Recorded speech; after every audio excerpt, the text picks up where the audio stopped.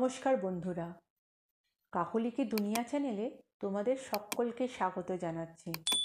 আশা করছি তোমরা সকলেই ভালো আছো, আমিও ভালো আছি।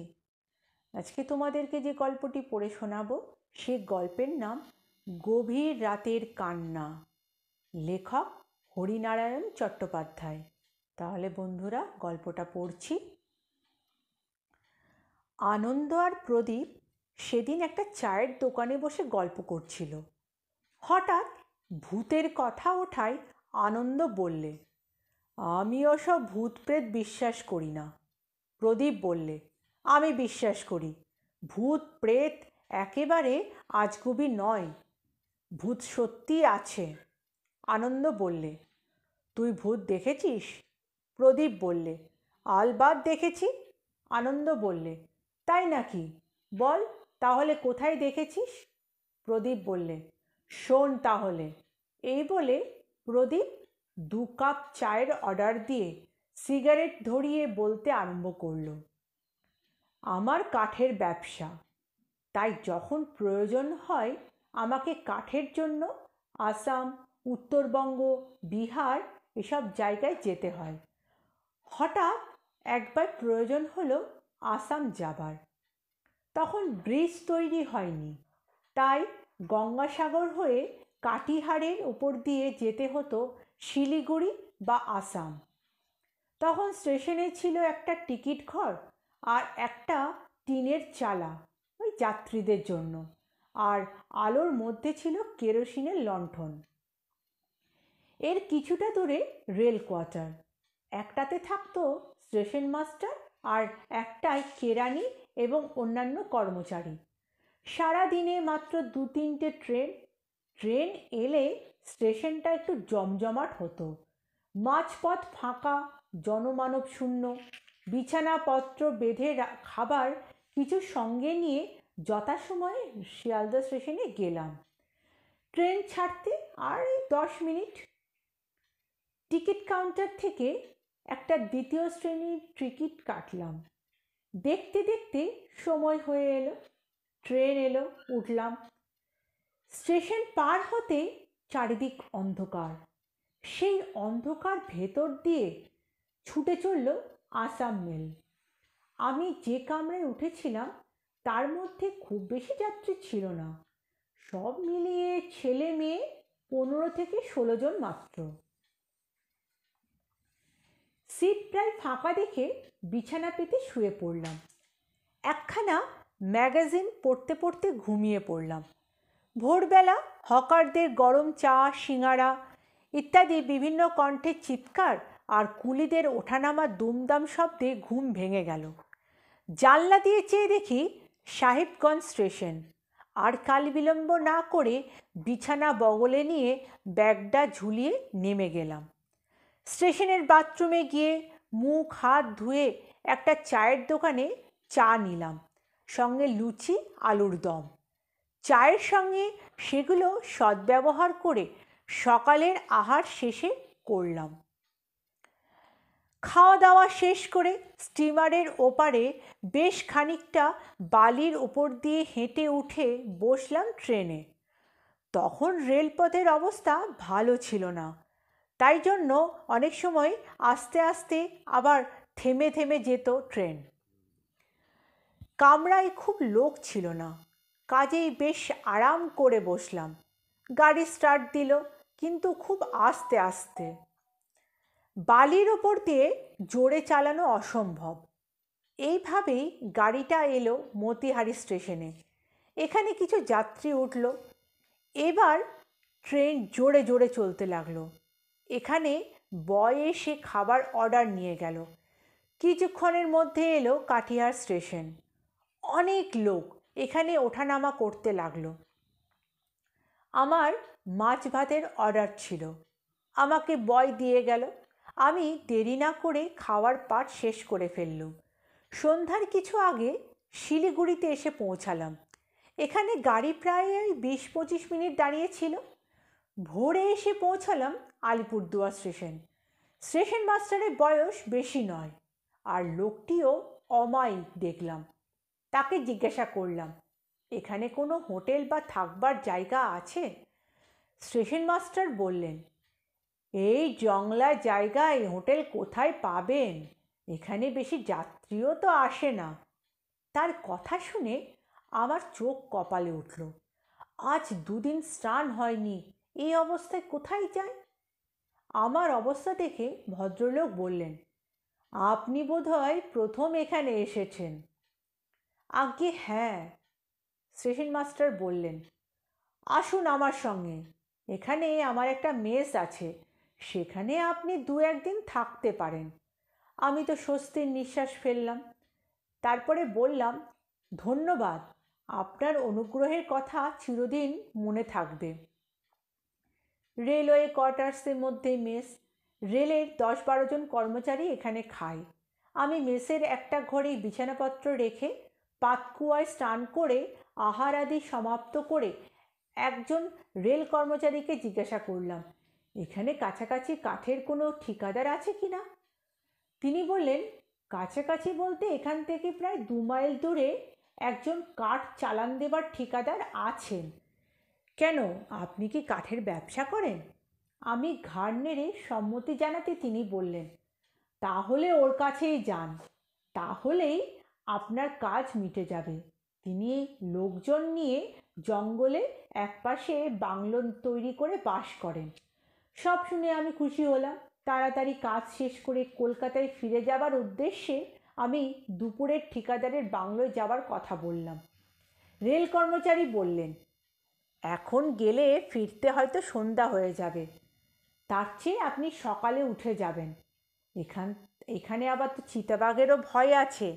আমি বললাম, উপায় নেই, আমাকে তাড়াতাড়ি ফিরতেই হবে কলকাতায়, সেজন্য কাজ মিটিয়ে ফেলতে চাই।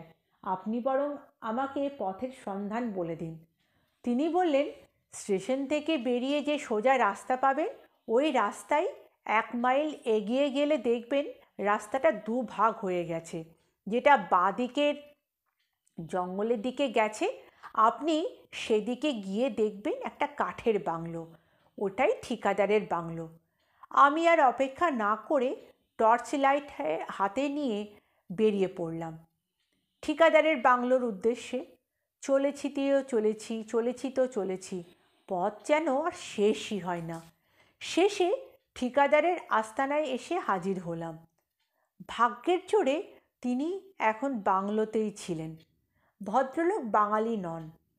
যত্ন করে আমায় বসালেন, চা খাওয়ালেন, তারপর ব্যবসার কথাবার্তা পাকা করে বেরিয়ে পড়লাম সেখান থেকে।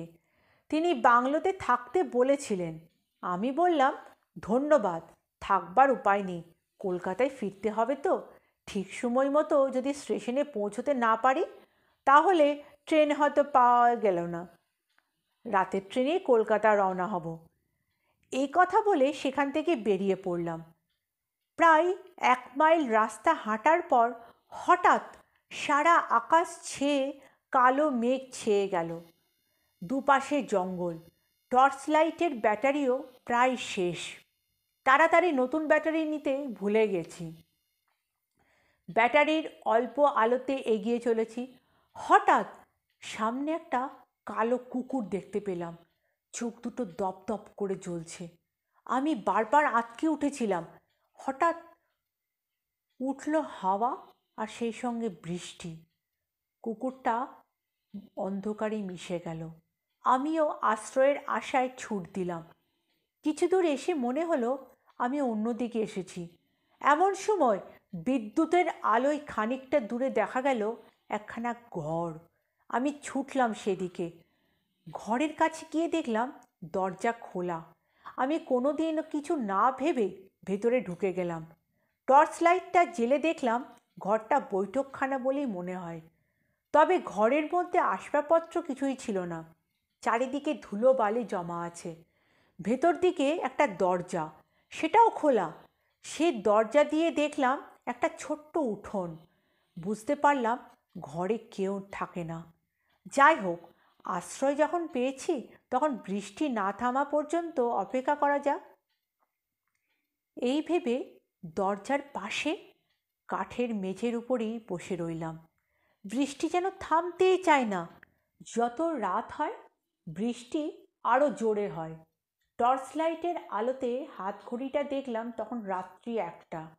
চুপ করে বসে আছি নিরুপায় হয়ে। হঠাৎ মাথার উপর ঝটপটানির শব্দ শুনে চমকে উঠে দেখি একটা বাদুড় আমার মাথার উপর ঘুরপাক খাচ্ছে। ঘুরতে ঘুরতে এক কোণে ঝুলে রইল। চোখ দুটো কি ভয়ঙ্কর, যেন আগুনের মতো জ্বলছে। ভয়ে কাঠ হয়ে বসে রইলাম। ঘরের ভেতর থেকে নানান রকম শব্দ। কখনো মনে হলো কেউ ঘুরে বেড়াচ্ছে, আবার পরক্ষণে শোনা গেল বিচিত্র সব শব্দ। বাদুড়টা ঝটপট করতে করতে আমার মাথার ওপর দিয়ে বেরিয়ে চলে গেল বাইরে। আমি স্বস্তির নিঃশ্বাস ফেললাম। কিছুক্ষণ কেটে গেল, কোনো শব্দও নেই। এমন সময় ঘরের ভেতর থেকে কান্নার শব্দ ভেসে এলো। কান্নার শব্দে চমকে উঠলাম। বুঝলাম কোনো মেয়ে ছেলে কাঁদছে। ঘরে তাহলে লোকজন আছে, এই ভেবে সাহস পেলাম। একবার ভাবলাম ভেতরে গিয়ে দেখি না ব্যাপারটা কি। আবার ভাবলাম কি দরকার পরের ব্যাপারে মাথা গলাবার। বৃষ্টি অনেকটা কমে এসেছে, কিন্তু কান্নার শব্দ কমেনি। একঘেয়ে কান্নার শব্দে অসহ্য হয়ে উঠলাম। ভাবলাম স্টেশনে ফিরে যাওয়াই উচিত ছিল। বিরক্ত হয়ে টর্চটা হাতে নিয়ে ভেতরে গেলাম। সামনের ঘর থেকে কান্নার শব্দ আসছিল। দরজা খোলা ছিল। সাহস করে ঢুকে গেলাম ঘরের মধ্যে। ঘরে লোকজন দূরের কথা, একটা আসবাবপত্র শুধু নেই।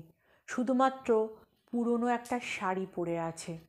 টর্চ নিভিয়ে ঘর থেকে বেরিয়ে আসবো, আবার কান্নার শব্দ হলো। কেউ কোথাও নেই, অথচ কাঁদছে কে? আমি ঘরের মাঝখান দিয়ে চেঁচিয়ে বললাম, কে কাঁদছো?